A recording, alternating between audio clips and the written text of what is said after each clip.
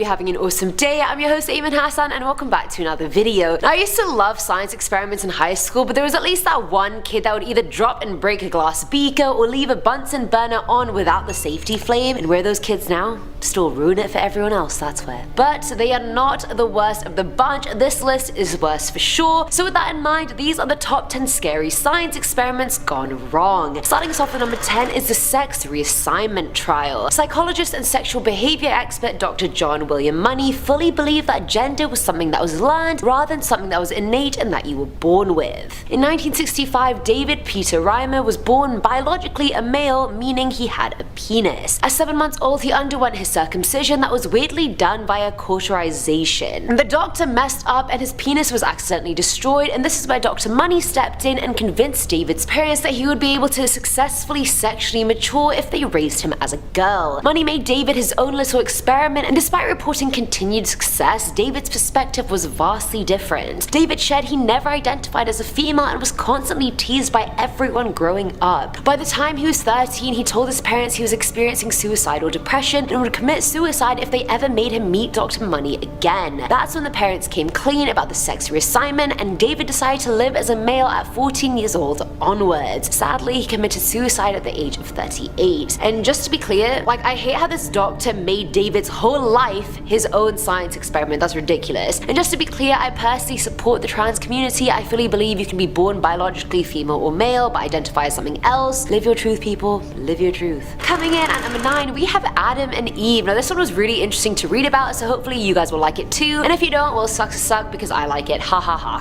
So if we go back to medieval Europe, the Holy Roman Emperor Frederick II carried out what he called experiments, but were actually barbaric acts of torture. His sidekick was this ruthless Italian monk who wasn't gonna sit there and be like, oh, Fred, maybe you shouldn't do that. He was like, yes, do it. Now, the Emperor's infinite quest in life was discovering the language of God, and to do that, he decided to experiment on 2 infants by keeping them from interacting with any human since the day they were born. Frederick thought without any human interaction, they would learn the language of Adam and Eve, but as you could probably guess, it was an epic fail. The duo acted like complete savages, could not communicate at all, and eventually died in animal cage-like conditions. At number 8, we have mind control, and this one was wild. So back in the 60s, a Yale University professor by the name of Jose Delgado was hell-bent on finding a way to control the human mind and its actions, and therefore turn society into some sort of psycho-civilization. And I'm so glad he failed. This guy sounds like one of those I'm gonna take over the world types, and we don't have time for that. Now, he invented the STEM receiver that was essentially a radio that could apparently control the mind after being inserted into the brain. Jose first tested it on a raging bull and managed to successfully stop it, so people deemed the device a success. The STEM receiver could stimulate your emotions and control physical reactions. He then planted it into a woman's brain that caused her to lose her motor skills and be very erotically stimulated. She even developed ulcers on her fingers from how often she'd adjust the amplitude dial of the device.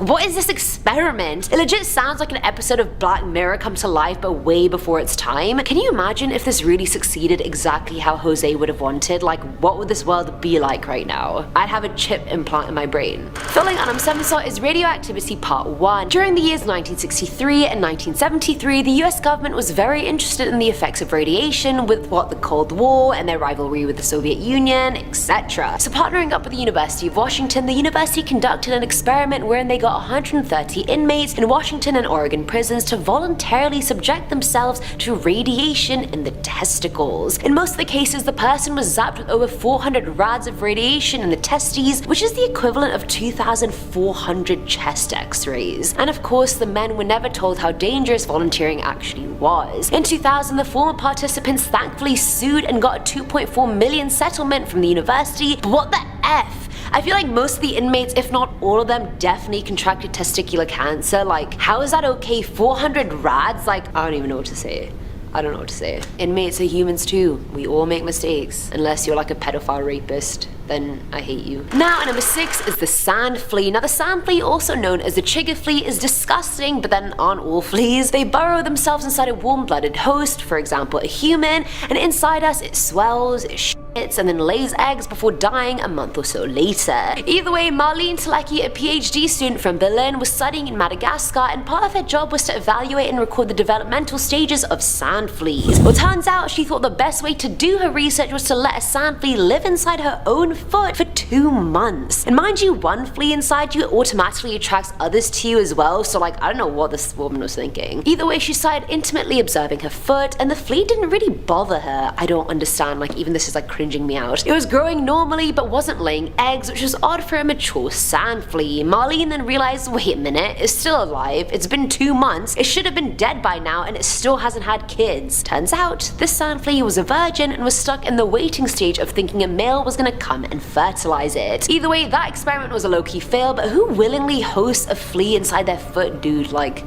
come on, I can't. Coming in at number 5 is the pneumonia torture experiment. Dr. Walter Jones, a physician from Petersburg, Virginia, was worried about the typhoid pneumonia outbreak that was occurring during the 1840s. Now, to try and cure the disease, he conducted an experiment using many 15 to 30-year-old male African slaves that were working on plantations in Virginia. His method was pouring boiling water on them. Like, I don't know what the science behind that was. Maybe he thought it would kill all the germs and bacteria. I really don't know. He did this to subjects who had symptoms like a high fever, nausea, diarrhea, sore throats, etc. A witness said that Jones once poured 5 gallons of boiling water on the back of one 25-year-old subject. Now, he claimed the experiment was a success.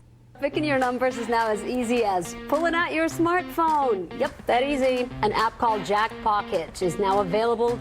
I won $160. I won $10. Just won $150. And there was $500 in my account. I love Jack Pockets. And that it cured many subjects, but that was A, never verified, B, false, C, racist, and D, all levels of unethical. Need I say more? There needs to be no E. I've said it all. At number 4 is Radioactivity Part 2. You guys are probably wondering, why is Part 2 not after Part 1? Haha, plot twist, it's now. Now again, set your minds back to post-World War II, Cold War, international climate, the arms race is going, communism versus capitalism is full speed ahead, and the American side is heavily focusing on radiation and possibilities of chemical warfare. In an experiment undertaken at Vanderbilt University, 829 pregnant women were told that if they drank these specific vitamin drinks daily, it would improve not only their own health, but the health of their unborn children too. This vitamin drink was not a vitamin drink. Plot twist, it was actually filled with radioactive iron because the researchers were testing how quickly the radioisotope entered into the placenta. Radioactivity and babies, that's never a good mix. At least 7 of the babies died after birth due to leukemia or different forms of cancer. The women themselves experienced extreme hair and tooth loss, anemia, rashes, bruises, and of course, cancer. Filling at number 3 slot is the Aversion Project. I hate everything about this one, just absolutely everything. So during South Africa's disgusting apartheid period, the year was 1969, and it wasn't only black people they didn't like, it was homosexuals as well. So thousands and thousands of men were given to Dr. Aubrey Levin, a former army colonel and psychologist. Now, Aubrey was convinced he could cure homosexuality using electroconvulsive aversion therapy to reorientate them to liking women. The electrodes were strapped to the subject's arm, and it was obviously connected to a dial going from 1 to 10. The experiment involved Aubrey showing the men pictures of naked men and asking them to fantasize about these pictures, and as soon as they started to do so, they would be given severe shocks. The experiment was a complete show. It was cruel, it was against human rights, it didn't work, and as soon as he learned he would be named a human rights abuser, he fled to Canada, and he's literally still here working at a teaching hospital. Like, this man should not be allowed to teach anyone. You can't shock someone into liking the other gender, that doesn't work. Aubrey. Now at number 2 is the Hoffling Hospital Experiment. Back in 1969, psychiatrist Charles K. Hoffling decided to conduct a field experiment testing levels of obedience to authority figures, and in this case between a nurse and a doctor. It involved 22 nurses getting a call from a doctor saying the nurse had to administer 20 milligrams of a fictitious drug called Astrotin to a patient, and that the doctor would later sign for it. Now, Astrotin is not on the approved drug list, and on the bottle it said 10 milligrams was the maximum daily dosage. And keep in mind, the doctor told them to administer 20 milligrams. Hoffling then asked 21 nursing students and 12 nurses whether nurses in the experiment would obey the doctor, suppress their own judgment, and administer the lethal dose, or would they not. not. Out of them, 10 nurses and all the students said they would not do it, but in the experiment, 21 out of 22 nurses actually did it, and in real life, that would have killed the patient. And this blew my mind. The nurses in the experiment were also given a questionnaire, and all of them stated they would not obey the orders of the doctor, yet 21 out of 22 did. I feel like that really goes to show how weirdly our minds are wired and how authority is so overarching. 21 of you out here. You okay? It's warm in here. No, I'm fine. Are you hungry at all? Alright, well just let me know when you are hungry. Okay. And your sister too. Cool? Killing patients because you think Dr. What's-His-Face knows better than you do. And finally, at number 1 is the mustard gas experiment. The year is 1943, we are close to the end of World War II, and the Navy has had enough. They were testing the effectiveness of new gas masks and clothing against things like deadly gas, which had been such a huge blow to them in World War I. They were like, fool us once, shame on you. Fool us twice, shame on us. We aren't playing again. Mustard gas, not today. So in one of the worst experiments ever undertaken by the Naval Research Lab, they went and asked a bunch of 17 and 18-year-old boys who had just completed 8 weeks of boot camp if they wanted to volunteer for an experiment that would shorten the war. And in that scenario, who's gonna say no? It was only when they got to the lab did they realize the experiment involved mustard gas. Now all participants suffered severe internal and external burns, and all that was completely brushed off by the Navy. The Navy even threatened them with the Espionage Act if they tried to take action against them. And that is it for today's video, guys. I feel like I honestly love it when I get the science videos because I'm like, yes, teacher Eamon, Professor Eamon, back at it again to educate. But yeah, no, I love this one. I love psychology. Either way, let me know what you guys thought in the comments below.